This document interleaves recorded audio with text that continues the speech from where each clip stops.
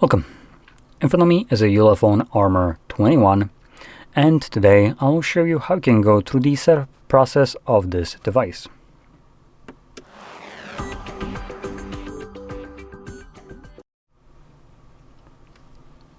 So, when you boot it up for the very first time, you should be presented with the same screen that you can see on my end, where we get to select our desired language. I'll be choosing English right here. And we can move on to the next page, which then allows me to connect to Wi-Fi network. So you can do so if you want to, or alternatively, you can actually skip it if you don't care to do so. Now, it tells me that by skipping it, I'll be setting up my device in offline mode, which will result in me not being able to log into Google account, restore apps and data, get software updates, and automatically set the date and time. Now, this is only referring to the setup process, and once it's finished, you can change all of these options. So these are not set in stone, and you really don't need to worry about it. Now, next page, we have basically set up a protection to your device, PIN, pattern, or password, whatever you want. By default, it opts into a 4 to 6-digit PIN, but you can click on screen lock options and choose pattern or password. Now, I will recommend you select some kind of screen lock right here, as your phone usually holds your personal information, so in case you lose this device and someone finds it, it will be pretty beneficial to you if whoever finds it doesn't have free access to all your data on your device. So I'll be selecting pattern right here, drawing my pattern, clicking on next, and then repeating it. And this then confirms it. Now, the device also has a fingerprint sensor that is doubling as a power button on the side. So if you want, you can add a fingerprint to your device and unlock it this way.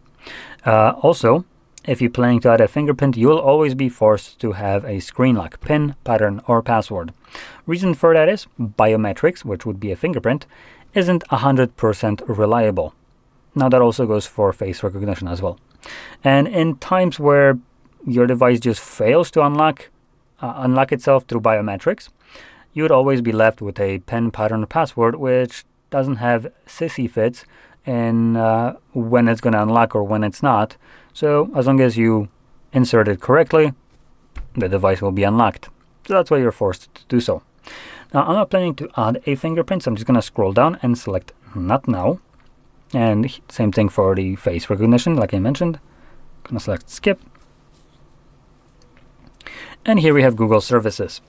Now, I do want to stop for a moment right here and talk about them a little bit more in depth, giving you a little bit of perspective in terms of privacy and security. Right here, if you're interested in this, then by all means stick around. If you don't care, you can just skip forward by like a couple of minutes. So, we have several options in here like location, scanning, and then sending user diagnostic data, along with the last one, install updates and apps. Now, all of these are basically Google blowing smoke up your ass and mean absolutely nothing, and you can easily check this yourself. Now, going over them and explaining them step by step, we have location, which says that it's location accurate user information about wireless signals such as Wi-Fi and whatever. So it basically uses Wi-Fi and GPS signal to assess your location. And this information can also be related to applications. That's why some apps will always require you to have localization enabled in the settings. And if you don't, the application just is a little bitch and will refuse to work without it. Even though logically you could just select, oh yeah, I live in US. Piss off, you don't need to know my exact location. You just should know where I am. But they will use this bullshit excuse that for correct functionality of an application, they need your localization data, which is a little bit too personal, and no application in reality actually needs that, as they can be substituted with a freaking selection menu, like we did for so long before this. So we can turn that off in reality, and also it will mean absolutely nothing. Now, scrolling further down, we have allow scanning. So it allows the device to scan for Wi-Fi signals and Bluetooth signals. Now, it refers that it allows the device to scan for them. It's not referring the other way around. So other devices can still scan for you. So if you don't want to be located, well, too freaking bad, because other devices can still find yours, even though you're not really looking for the others. And that basically means that other devices, when they see you, they can relate your phone's personal information further. So the localization already kind of falls apart, because if other device can locate you and it can relay, for instance, your Bluetooth signature, then your device isn't really off-grid now, is it? Now, last one, send user and diagnostic data. Kind of, if I turn that off, one would believe by the names of these toggles that they do what they do, right? What the name of it is. So with this, send user and diagnostic data. Now, any data on this device is user data. It's your device. I don't give a shit what kind of data it is, how you want to classify it. It's all user data. And even if you want to argue that it's not, then if it's not user, it's going to be diagnostic. But it's both. You're turning off both of those. So therefore, your device should be not relaying a single kilobyte of information out of it. Now, this is incorrect, because if you consider the fact that your device is now connected to a cell tower, and you might be thinking, but it's not.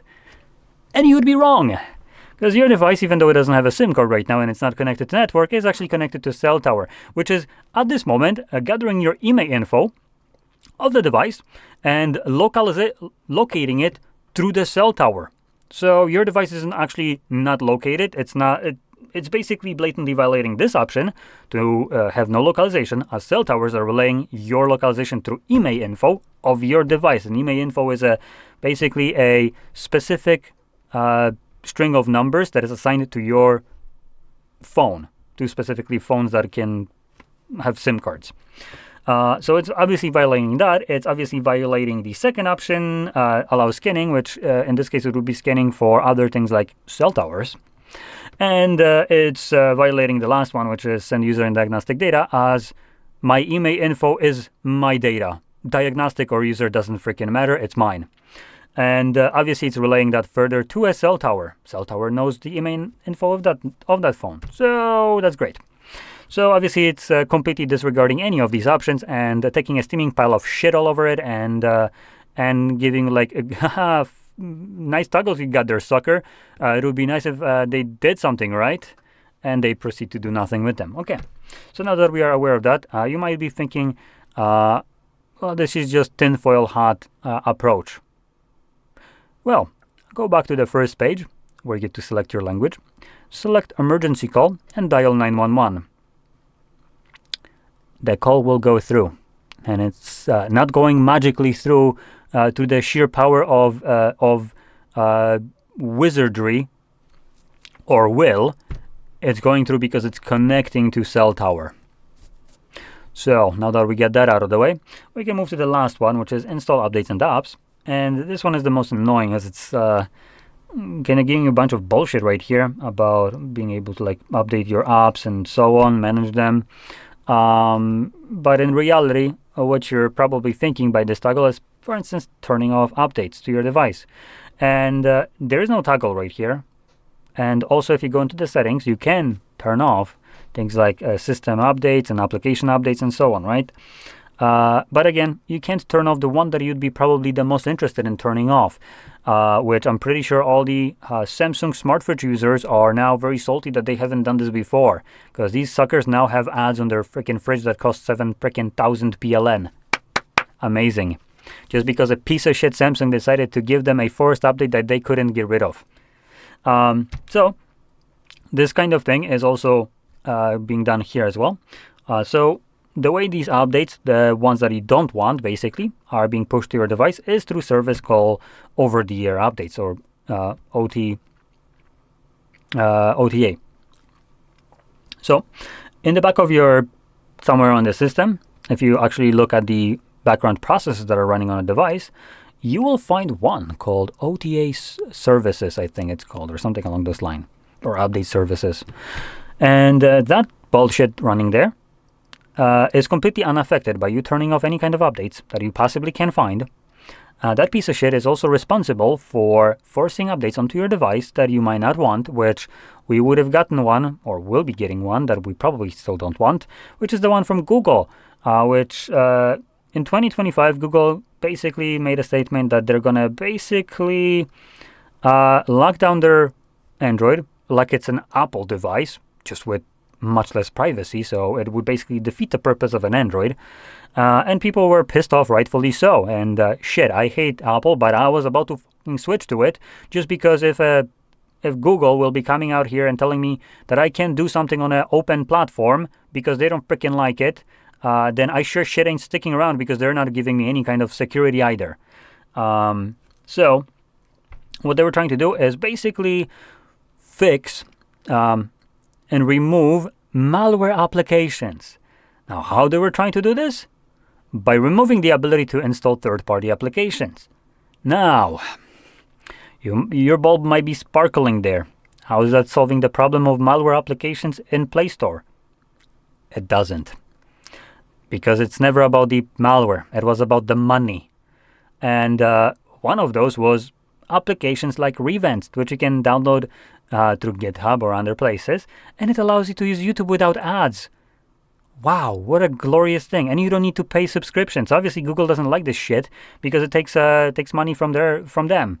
So that was their way to basically do this. And on top of that, even more bullshit of an excuse was that developers, you could still install applications from third-party sources as long as the developer paid the ransomware. So they were forced to pay Google to have their application signed so you can use it. Now, you might be also thinking, couldn't one create a malware application and just pay to have it signed? Yes, they could, which obviously defeated the purpose of it. And people were obviously questioning it and being pissed off about it. So Google had to go back on it, and they're going to make it supposedly more annoying in installing third-party application in 2026, which is now. Hell knows when that's going to come in. And that crap will be loaded through OTA updates, which you have no way of turning off. When Google rolls it out, you're getting it whether you like it or you don't. Because Google never asked you about what you want on your device, even though it is yours. So, if you want to have privacy and prevent bullshit like this, you can check out, for instance, some kind of other ROMs. For instance, GrapheneOS exists, though GrapheneOS exists primarily on pixels, ironically. But it's going to be much more secure, private, and basically it's outside of Google ecosystem, let's call it this way. So in any case, there is a kind of a solution to this. You can technically get rid of the OTA updates if you wanted to, delete them straight away. But this service is also responsible for giving you security patches. So when there's some kind of vulnerability discovered on the device, Google patches it up this way. And this is just done kind of without your interference and knowledge, just so you never are aware that your device was exposed to some vulnerability. So that's that. But if the device has already passed its life cycle, which I'm pretty sure this actually might be, it's 2026. This isn't, I think, a new device, although I could be wrong when that came out. But assuming that the life cycle of this device ends, if it hasn't already, then it's not going to be getting any more security patches. But if Google wants to roll that piece of shit function to your device, it's still going to be forced because, hey, they're not obligated to give you security patches, but they still want to basically rake in the money that they possibly can. And if you're using this device, well, you might as well be forced into buying something instead of being able to willy-nilly use it for free. So, yeah. Now, I want to point out other companies, for instance, like Samsung, have already implemented annoyances to installing third-party update or applications.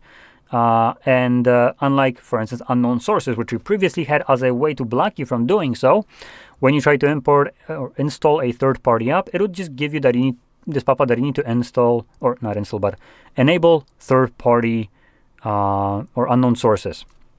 And once you did, which it would redirect you to it, you could install it. Samsung, on the other hand side, which is what I'm pretty sure Google will be doing, has this enabled by default, this additional option, which is on top of the unknown sources, and it doesn't redirect you. You need to know what the hell you're looking for and where to look for it. Otherwise, you are not going to be installing any applications. So that's what I assume will happen with the upcoming update from Google at one point. Now let's continue on.